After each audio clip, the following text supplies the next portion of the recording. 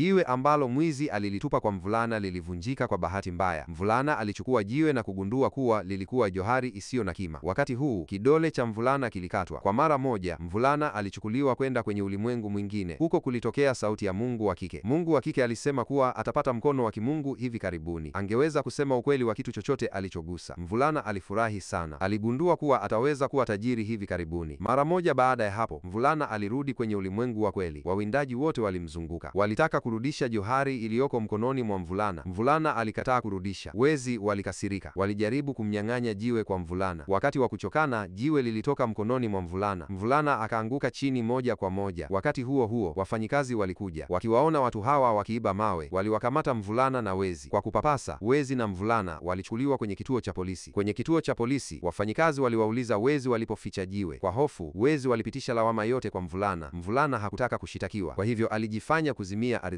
Wakati huo huo, mkuu wa kike wa mgodi pia alifika hapa. Aliuliza wafanyikazi kama walipata johari, lakini wafanyikazi walisema wamehoji kila mtu isipokuwa mvulana. Mkuu wa kike aliwaamuru wafanyikazi wamamshe mvulana mara moja. Akiwaona zana mkononi mwa mwingine, mvulana aliacha kujifanya kuzimia. Mkuu wa kike alimuuliza alipo johari, lakini mvulana alisema alikuwa amezimia na hajui kilichotokea. Akiwa hakuna mtu anayeweza kueleza mahali johari ilipo, mkuu wa kike aliwaamuru watumwao wawafunge wafanye kazi mgodini. Lakini mvulana alipokuja kufanya kazi mgodini, mara tu alipochukua jiwe, aligundua kuwa kulikuwa na hazina kubwa iliyofichwa ndani ya jiwe.